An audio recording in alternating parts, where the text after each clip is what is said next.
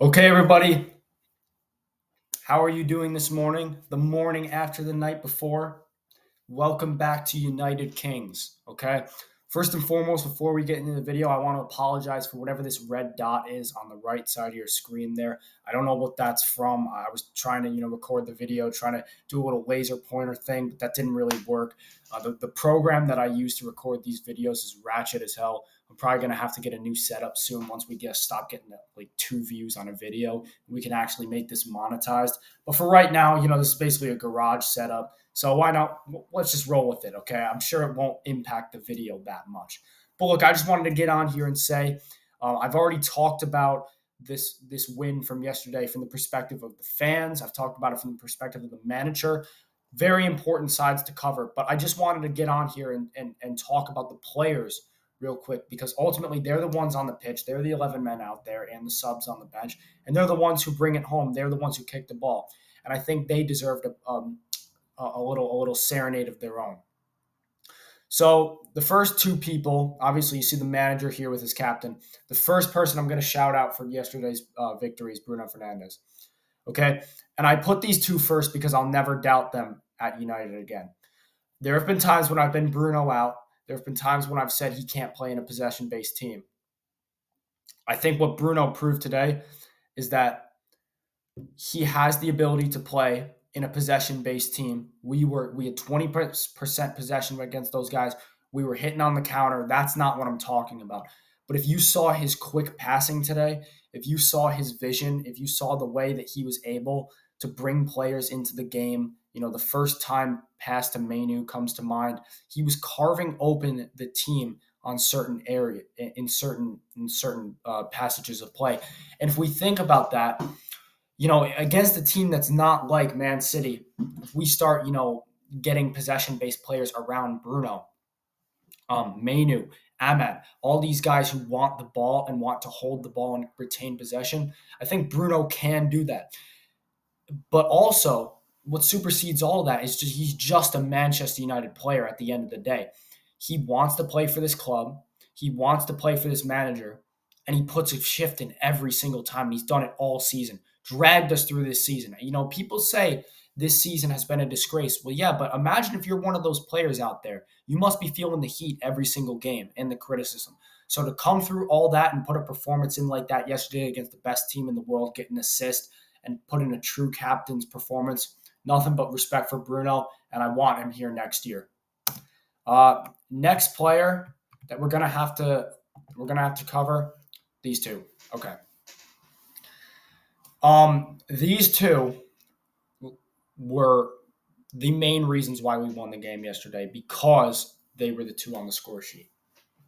Garnacho first scored the goal of the season, just awarded that this morning. Congratulations to him. My favorite player on this team because, look, he's not he's not somebody yet who can score every single game. But we know he has the talent. But what's happened to Garnacho over the course of this season is he's had to play so much that he's become almost a grafter. So he's not been able to show much of his technical prowess and flair because he's just having to put a shift in for the team. And that's what he did today. I mean, we didn't see much of Garnacho taking people on and being a threat. His goal came from him just running at Ortega, pressing, and then Vardiol and Ortega making a pig's ear of it out at the back. That's what that was from. But this guy, again, he gets what it means to play for United. Absolute warrior over the course of the season. He played every single game for us this season when we were shit, man. He played when we were terrible. He was in the lineup when we were getting smashed 4-0 by Palace, 3-0 by Bournemouth. All these games he was playing for, and he was there.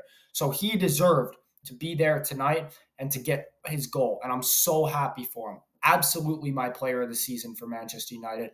And next year, it's scary times because he is going to be tearing up the league with more support.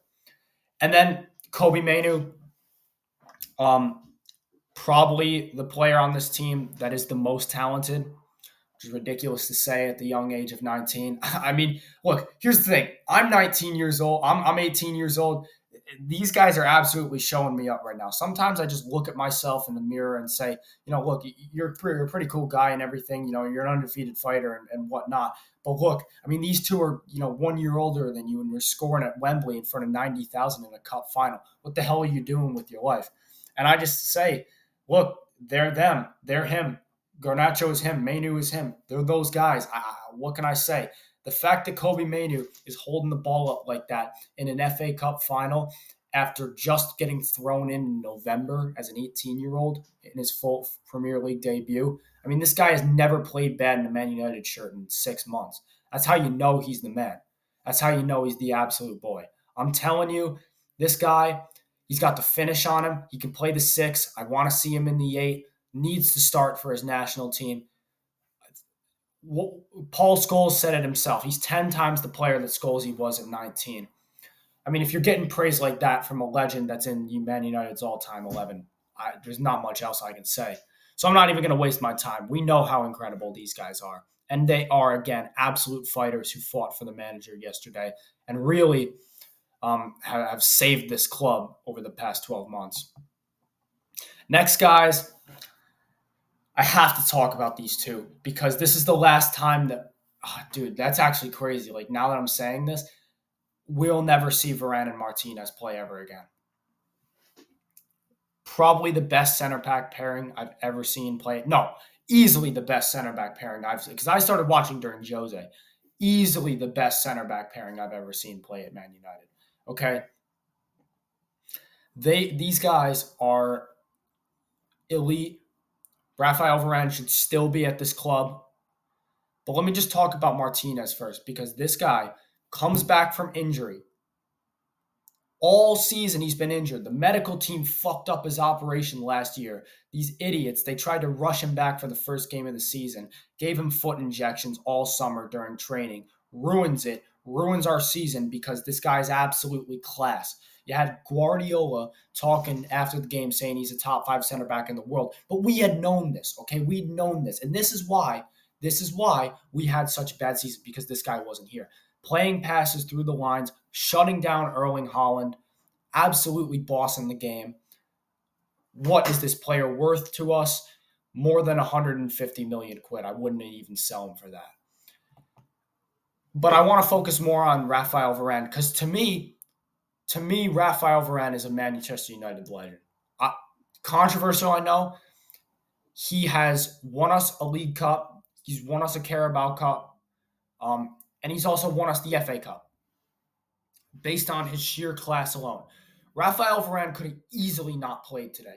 Easily could have not played today.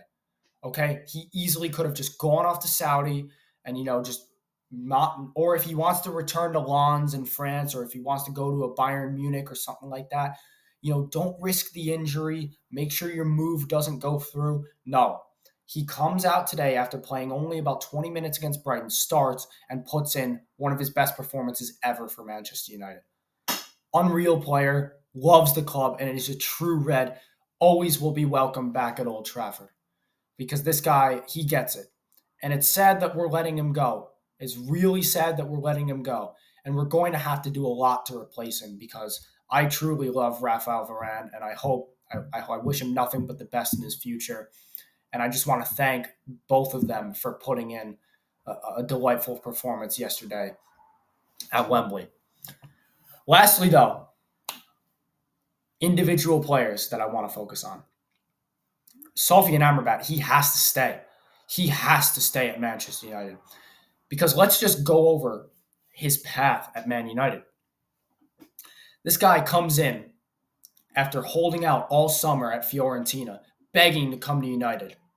We get him in on loan for $10 million, okay? He starts at the very end of the window, okay? So we've already played about 5 games when Amrabat comes in. At this time, Casemiro was still a competent player, so he's playing in the DM. Amrabat's pushed over to left back because we need left back cover, okay? And he plays decently. He sort of goes as an inverted fullback, inverting into the midfield. That works for about, 45 minutes, and then it doesn't anymore. So he gets frozen out, goes to the international break in November, gets injured. Okay, so all throughout December, he's basically not playing. There was a couple times, there's about 2 weeks in November where he was starting Champions League games, then gets injured, done for the rest of done for the month of December, and then he comes back in January and he's completely frozen out by this point. He's not getting any minutes. Okay, because Kobe Manu has come into the side, so he's not getting those because at this point it's Manu and Casemiro. So he's not getting these opportunities. He's coming on for the last 10 minutes. This is when we start to realize, okay, this guy's not going to stay at Man United. Goes to the AFCON, and from about February to March, not getting a look in. Comes on against Man City and blows the game for us in March. Really bad moment for him, and then is not trusted again for about 2 months. Until May of this year, this month that we're currently in, where Eric Ten Hag decides to reintegrate Amrabat with the hope that he can play in the final.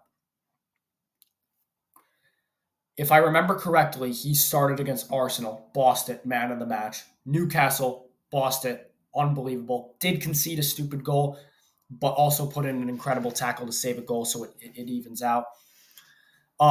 Didn't play that well against Brighton, but he starts the cup final today. And when I tell you that this was one of the most Manchester United performances I've ever seen, this player is, at heart, a Manchester United player. He understands what it means to play for the club. He's putting in the dirty work, and he's slowing the tempo of the game. He's calm on the ball. He's not got the most quality, but what he does have, he's a warrior, man. He wins duels. He gets under people's hips, and he gets the ball out from under them. That was crucial yesterday because those City players were having a nightmare with him. I mean, it was annoying. He was just constantly getting under their skin, constantly dispossessing them. Unreal from Amrabat yesterday. And just based on that performance alone, he deserves to stay. I mean, it's 20 million. He's not going to start. He's not going to start because, as I said, in a possession-based team, he blows it too often. But coming off of the bench and in these type of games, when you need somebody who is a warrior and who loves this club, I mean, look at him there. Absolutely should stay. Absolutely deserves to stay. We need to start rewarding winners at this club.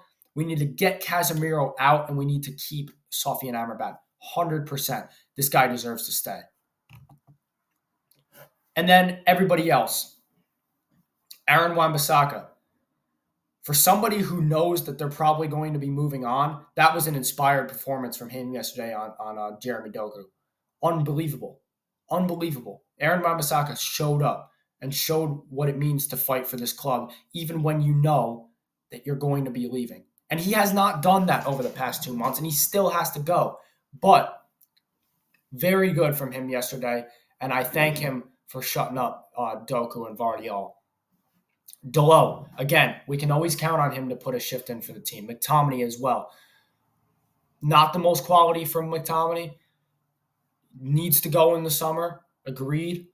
But will he run around? Will he be a target man? Will he provide energy in the midfield? And will he be physical? Yes, he will do all those things. And he came off the pitch in the 93rd, absolutely limping yesterday. Rasmus Højlund coming on, gutted probably to not start. Still holds the ball up well, still puts in a professional performance. Look what it means to them. Look what it means to Marcus Rashford crying at the end. In my opinion, one of the biggest reasons why we won is because Rashford was reintegrated into the side. And as I said, the long ball threat over the top absolutely kept them honest with that high line. They were not able to link their defense with their attack in the final third because they constantly had to worry about that long ball over the top. We were always springing the trap. It worked twice for a goal. Plays a beautiful ball to Garnacho that leads to the second goal. Rashford, in my opinion, very good performance yesterday. And then, you know, we got to look at some substitutes as well. We got to look at Ahmad, Eriksen.